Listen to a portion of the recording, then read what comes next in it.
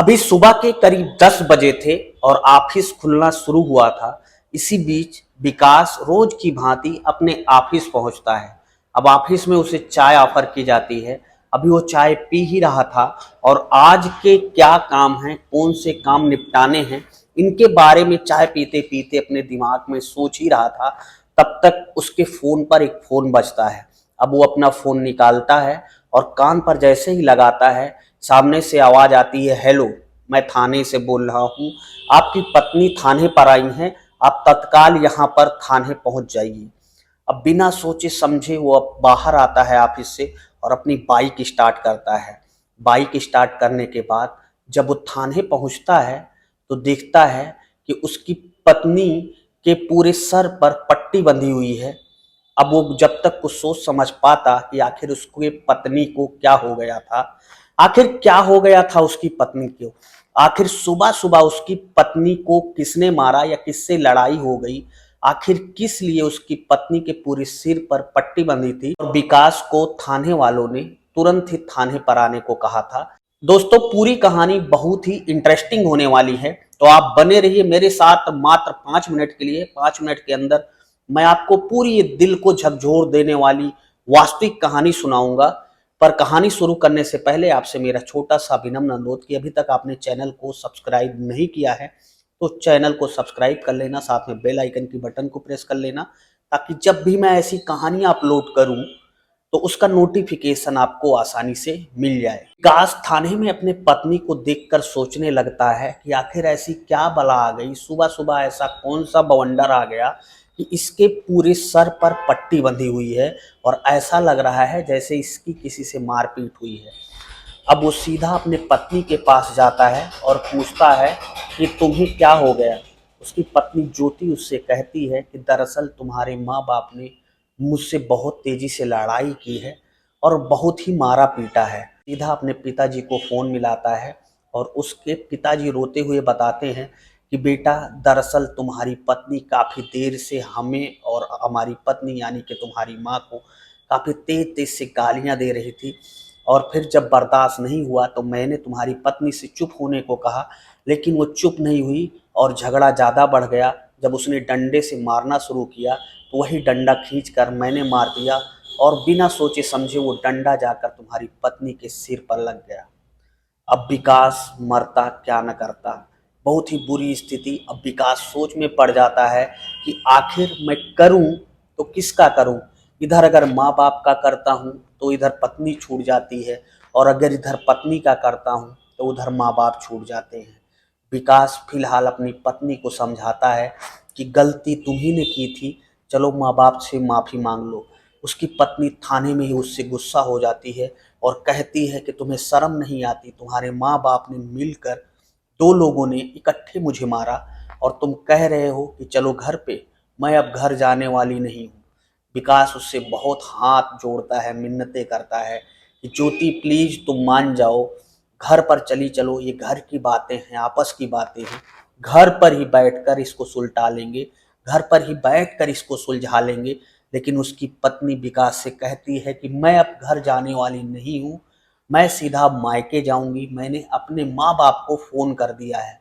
अब कुछ देर बीतने के बाद थाने पर उसके माँ बाप भी आ जाते हैं और ज्योति को अपने साथ लेकर चले जाते हैं।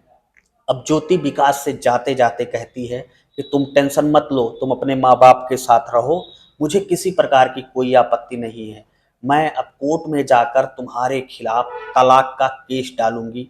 धीरे धीरे कुछ दिन गुजरने लगते हैं और विकास को पता चलता है कि उसके नाम से ज्योति यानी कि उसकी पत्नी ने कोर्ट में मुकदमा कर दिया है दहेज उत्पीड़न का, और मारपीट का भी केस उसके माँ बाप के ऊपर उसने बाकायदा लगा दिया है।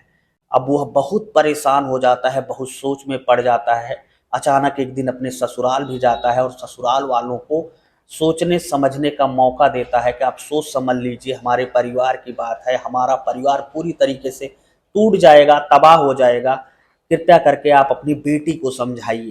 बेटी के घर वाले ऐसे थे जो किसी भी बात को सुनने को राजी नहीं थे। वो सिर्फ ये कह रहे थे कि हमारी बिटिया के साथ ज्यादती हुई है। अब कुछ दिन बाद ही थाने से पुलिस आती है और उसके बूढ़े माँ बाप को ले जाकर सीधा हवालात के अंदर कर देती है। अब कैसे भी करके विकास बहुत मेहनत करके अपने माँ बाप की जमानत कराता है और जमानत करा के उन्हें घर लाता है।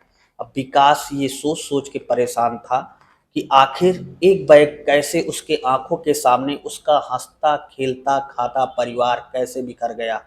अब वो कुछ सोच समझ नहीं पा रहा था, उसका दिमाग काम नहीं कर रहा था। अचानक एक दिन कोर्ट से एक पेपर प्राप्त होता है जिसमें कहा जाता है कि विकास जी, आपके ऊपर जो दहेज का मुकदमा किया गया है उस मुकदमे में आकर अपना पक्ष रखें। अब वो कोर्ट में जाता है, वो कोर्ट में पहुंचता है, अपनी पत्नी से मिलता है। अपनी पत्नी से मिलने के बाद वो कहता है कि तुमने मेरे साथ बहुत गलत किया।